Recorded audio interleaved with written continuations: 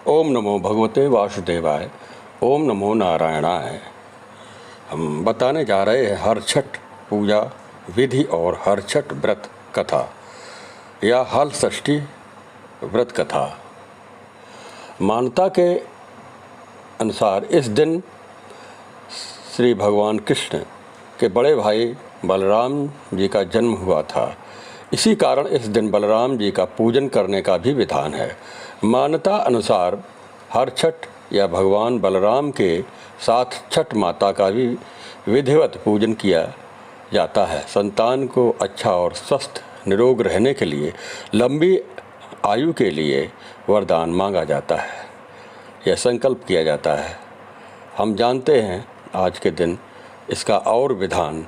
हर छठ व्रत में क्या खाना चाहिए, क्या नहीं। गाय के दूध से बनी चीज़ों या हल चलाने वाले जो खेत होते हैं, खेत से पैदा होने वाली वस्तुओं को नहीं खाया जाता है। इस व्रत में तालाब में पैदा हुई चीज़ें ही खाई जाती हैं।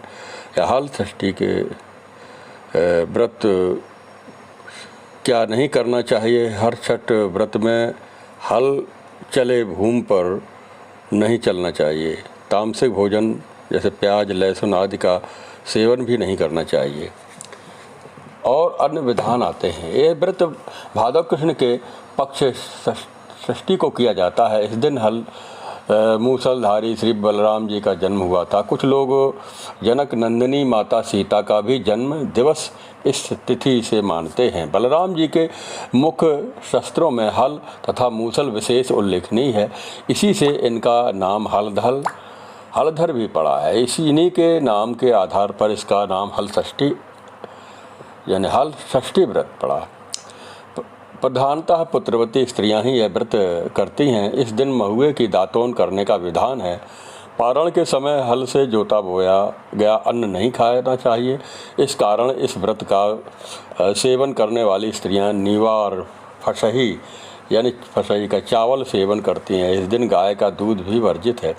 विधि विधान में प्रातः साध्या स्नाता के स्त्रियां भूमि आंगन लीप कर एक जलकुंड बनाती हैं, जिसमें बेर पलाश गूलर कुश प्रभृति यानी टहनियाँ गाड़ करके ललही की यानी पूजा करती है। माँ जानकी की पूजन का सतनजा गेहूँ चना धान मक्का अरहर ज्वार बाजरे आदि का भी भुना हुआ लावा चढ़ाया जाता है। हल्दी से रंगा हुआ वस्त्र तथा कुछ सुहाग सामग्री भी चढ़ाई जाती है। पूजनोपरांत निम्न मंत्र से प्रार्थना करना चाहिए। गंगा द्वारे पर कुशावर्ते बिल्व के नील पर्वते स्नात्वा कनखले देवी हरम लब्ध्वावती पत्रिम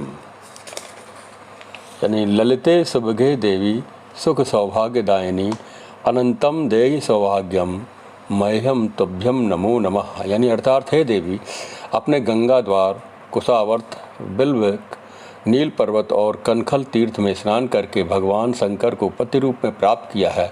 सुख और सौभाग्य देने वाली ललिता देवी आपको बारंबार नमस्कार करते हैं। आप मुझे अचल सुहाग दीजिए। यह व्रत करने से स्त्रियां सुहाग अचल होता है तथा अंत में शिव धाम को प्राप्त होती है। प्राचीन काल में एक ग्वालिन थी। ये कथा जो वर्णित मिलती है उसको सुना रहा हूँ। प्राचीन काल में एक ग्वालिन थी जिसका प्रसव काल के समय अत्यंत निकट था। एक ओर वह पीड़ा से व्याकुल थी तो दूसरी ओर उसकी चित्त गोरस विक्रय में लगा हुआ था। उसका मन गोरस बेचने का, गाय का दूध बेचने के लिए था। उसने विचार किया कि यदि बच्चा उत्पन्न हो गया तो फिर दूध दही ऐसे ही पड़ा रह जाएगा। इतना सोचकर वह झट उठी और तथा सिर पर गोरस दूध दही की मटकियां रखकर बेचने चल दी। आगे चलकर के कष्ट साध्य पीड़ा के कारण एक वनवेरी झरवेरी के ओट में बैठ गई और वहाँ उसके एक बालक पैदा हुआ। अल्हड़ ग्वालिन ने नवजात शिशु को वहीं रखकर स्वयं दूध दही बेचने के समीपस्थ गांव को चल दी। संयोग बस उस दिन हल षष्ठी भी थी। गाय भैंस का मिश्रित दूध होने पर भी उसने केवल भैंस का दूध बतला करके ग्रामीणों को खूब ठगा। जिस बनवेरी में उसने बच्चे को छोड़ा था उसी के समीप कृषक हल जोत रहा था। अकस्मात बैलों के फड़कने से चपेट में आकर वह बालक हल का फलक घुसने से मर गया। यह घटना देख कृषक बहुत दुखी तथा लाचार हुआ। फिर भी उसने धैर्य धारण करके बनबेरी के कांटों से बच्चे के पेट का टाँका लगाकर घटना स्थल पर छोड़ दिया। तत्क्षण ग्वालिनी भी दूध विक्रय करके वहां आ गई।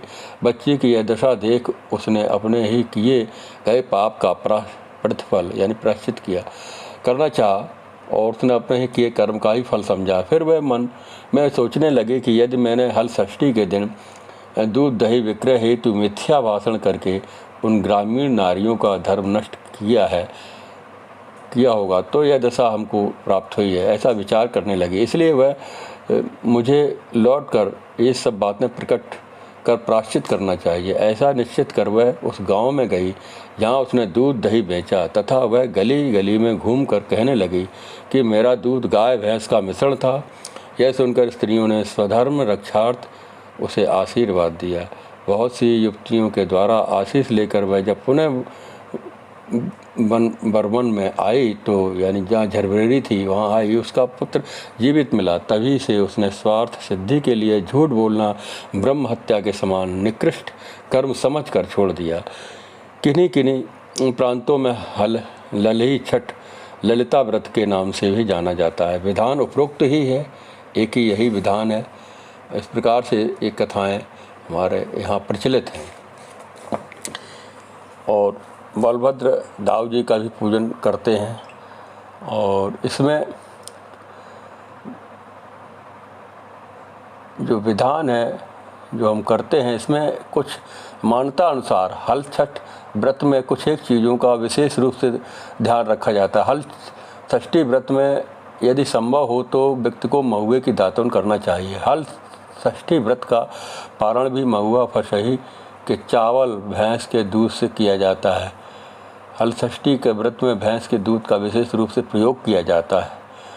और हल छठ व्रत में आप सेब, केला, आम, प्लम, नाशपाती, लीची, एप्रिकॉन, जामुन और कीवी जैसे फल खा सकते हैं, क्योंकि ज़्यादातर ये फल बगीचे या गमले में उगाए जाते हैं। हल छठ में कौन सी ये इस प्रकार से भैंस का दूध इस्तेमाल करते हैं, गाय का दूध से वर्जित, क्योंकि गाय के बछड़े ने ही उस खेत को जोता था, इसलिए बैल ने उस खेत को जोता था, इसको ही मानता है। और खेतों में बोई हुई चीज़ें जो होती हैं उसको ग्रहण नहीं करते हैं, फसल अनाज अन्न ग्रहण नहीं किया जाता है। इस प्रकार से इस व्रत का विधान मिलता है। ओम नमो भगवते वासुदेवाय। ओम नमो नारायणाय। पूजन के लिए विशेष ध्यान योग्य बातें हैं। स्नान करने के बाद गंगा जल छिड़कते हुए मंदिर को भगवान श्री कृष्ण बलदाऊ जी इनका पूजन करते हैं। षष्ठी को ललिताम्बिका देवी का भी यानी जानकी जी का भी पूजन कहीं मिलता है, लेकिन सर्वप्रथम हमें श्री गणेश जी का पूजन करना चाहिए। गणेश, गौरी, पार्वती जी का ही पूजन करते हैं, शिव परिवार का पूजन करते हैं। अपने मंदिर में बहुत से हमारी जो स्वरूप रखे जाते हैं उनका हम पूजन आरती करते हैं। आरती में इनका विशेष विधान मिलता है। ऐसे प्रचलित आरती है ओम जय जगदीश हरे या माँ देवी की भी आरती है। और हल षष्ठी के संबंध में भी बहुत सी आरतियाँ प्रचलित हैं आजकल के समय में, भक्तों द्वारा लिखी गई हैं। वो अपने श्रद्धा भक्ति के अनुसार हम पंचोपचार षोडशोपचार पूजन करते हैं।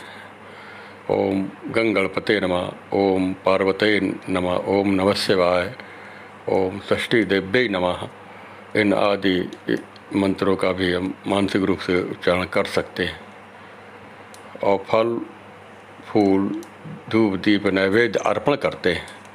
इस प्रकार से संक्षिप्त में ये कथा का एक विधान प्रस्तुत किया। ओम नमो नारायणाय। ओम नमः शिवाय। इस व्रत से हमें यह एक शिक्षा मिलती है, ज्ञान मिलता है कि वो ग्वालिनी ने अपने जीवन में सत्य बोलने का, सत्य आचरण करने का एक संकल्प किया, व्रत किया। यानी कि चोरी न करना, चोरी से वस्तुएं बेचना, मिलावट करना, इस पर विशेष विचारणीय है। उस ग्वालिनी ने ये शिक्षा ग्रहण की और उसने प्रायश्चित किया कि मैं अब गाय और भैंस का मिलावट वाला दूध, पानी मिला हुआ दूध नहीं बेचेंगे। तो ये सब शिक्षा मिलती है और सत्य आचरण, सत्य बोलना, ये शिक्षा मिलती है इस व्रत से।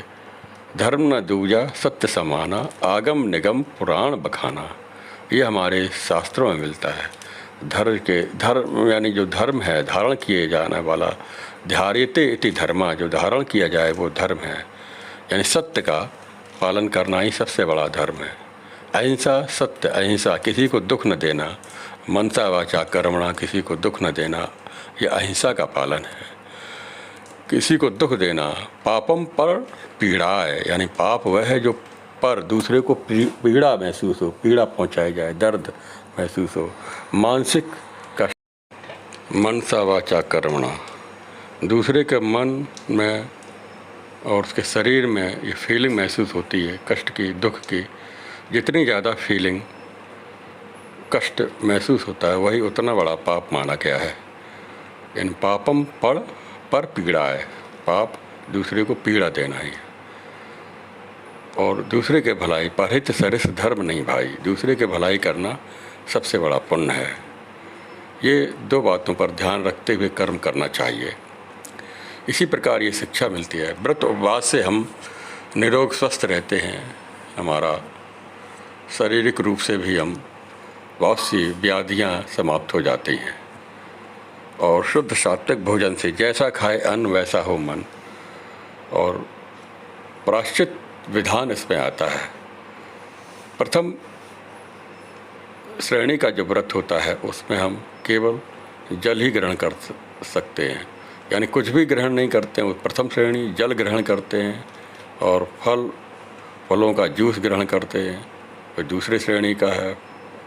और अन्न ग्रहण नहीं करते हैं, वो चतुर्थ श्रेणी का माना गया है। तीसरी श्रेणी का हम कंदमूल फल खाते हैं, वो माना गया है।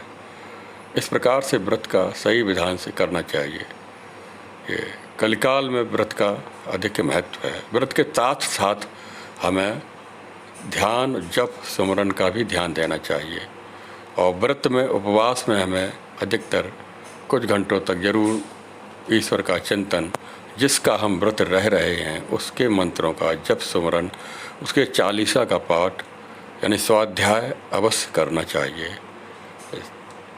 तप स्वाध्याय ईश्वर प्राणिधानाम, यानी तप और स्वाध्याय ईश्वर प्राणिधान, ये जो मुख्य क्रिया योग है, इसे क्रिया योग कहते हैं, ये उस परमात्मा से जोड़ती है और मोक्ष और मुक्ति की ओर हमें ले जाती है। ये इस प्रकार से आज का ये व्रत कथा का वर्णन किया। हरछठ व्रत, हल षष्ठी व्रत, यानी इसको अपने सनातन धर्म में इसका और अधिक महत्व है। अपने बच्चों का, पति का निरोग स्वस्थ रहने के लिए इसका अधिक महत्व माना गया है। यही संकल्प करके ही व्रत का जो प्रारंभ किया जाता है। सर्वप्रथम हम पूजन के समय संकल्प करते हैं अपने बच्चों के, पति, परिवार की रक्षा के लिए, सभी निरोग व स्वस्थ रहें। ये संकल्प के साथ, परिवार कल्याण के साथ अर्थ, धर्म, काम, मोक्ष प्राप्त हो, इस प्रकार से संकल्प पूजन विधान बताया गया है। ओम नमः शिवाय। ओम नमो भगवते वासुदेवाय।